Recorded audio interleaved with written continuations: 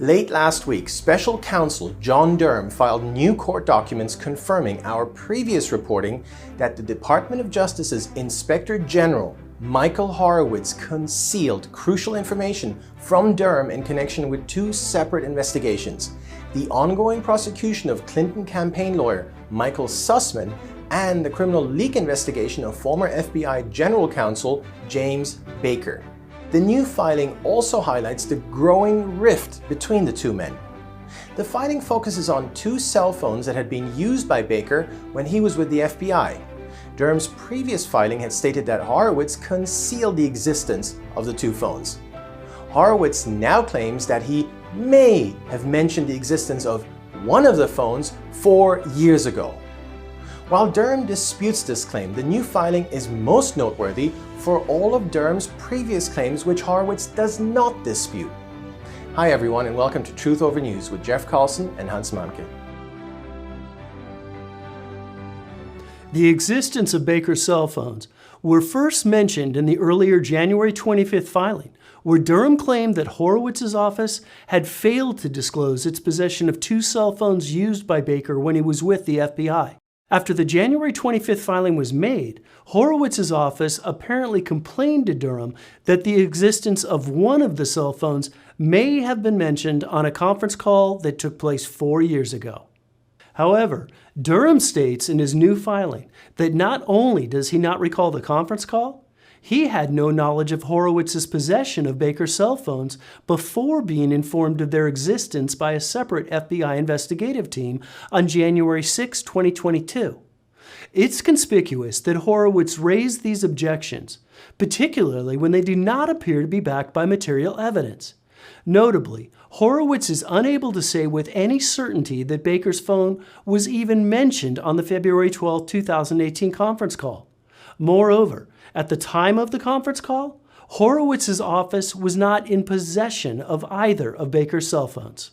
When Horowitz did gain possession of one of Baker's phones several days after the alleged conference call, there's no record that he informed Durham, nor is there any record of subsequent communications between Horowitz's office and Durham regarding the Baker phones, which raises additional questions because around the time that Horowitz gained access to Baker's cell phones, Durham was conducting a criminal leak investigation into Baker.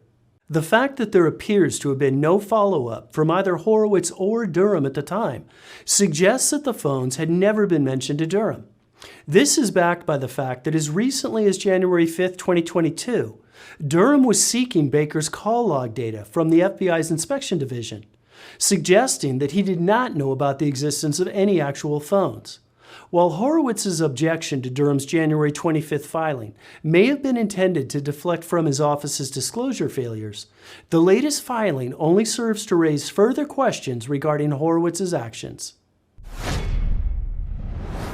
Even if Horowitz's new claims about the alleged 2018 conference call were true, this would not absolve Horowitz from disclosing this information in 2021, when he was formally requested by Durham to do so.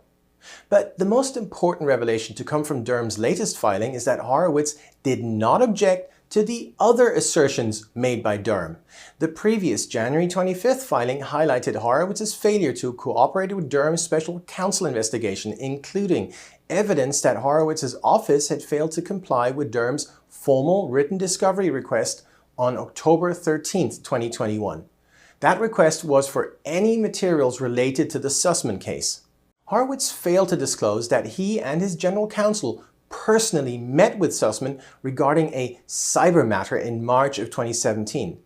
And they failed to mention any information regarding the identity of the Hillary Clinton-connected individual who provided the underlying data to Sussmann that initiated the in-person meeting with Horowitz. These undisclosed facts are crucial to Durham's case against Sussmann. Notably, Durham did not learn about any of these disclosure failures from Horowitz, but rather from other sources, including Sussmann himself. On October 13, 2021, Durham's office formally requested that Horowitz provide all documents, records, and information in Horowitz's possession regarding Sussmann. Durham also requested any transcripts or other documents within Horowitz's possession that contained certain search terms related to Sussmann. However, the only thing Horowitz's office produced was relevant transcripts of interviews conducted by Horowitz's office during its review of the FBI's Crossfire Hurricane investigation, along with a forensic report on the cyber matter which Sussmann had reported to Horowitz's office in March of 2017. When Horowitz provided this report to Durham, Horowitz told Durham's team that he had no other files or other documentation relating to this cyber matter. But in a recent discovery conference call between Durham's team and Sussmann's lawyers, Durham was told that Horowitz had withheld crucial information, specifically that Sussmann had met personally with Horowitz in March of 2017 regarding the cyber matter. This was crucial information for a number of reasons. The cyber matter was apparently so important that it warranted a direct meeting between Sussmann and Horowitz himself. It is also notable that Sussmann's March 2017 meeting with Horowitz took place shortly after Horowitz announced on January 12, 2017 that, due to congressional requests, he was initiating an investigation into events surrounding the 2016 election. Sussmann's visit with Horowitz also followed shortly after Sussmann had pushed derogatory information about Trump to the CIA in February of 2017. Sussmann had previously pushed similar derogatory information about Trump to the FBI in September of 2016, an event that led to his indictment in September of 2021. The day after Durham's filing, Horowitz suddenly gave Durham the additional reports that Durham had previously requested. 2 days after he received the new reports on the phones, on January 28, 2022, Durham issued his most recent filing, which disclosed the existence of additional cell phones that were found to be in the possession of Horowitz's office. Those phones are in addition to Baker's 2 phones and related to Durham's criminal leak investigation of Baker.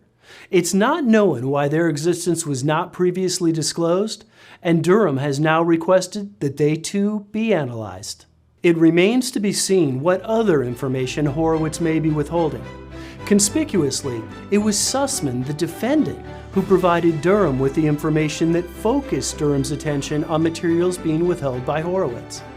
These actions by Sussmann also raise questions regarding possible cooperation on the part of Sussmann, which, if it were the case, would significantly improve Durham's chances of getting to the bottom of how the Trump-Russia investigation really began. Thanks for joining us on today's episode of Truth Over News. Real investigations, real analysis, no narratives.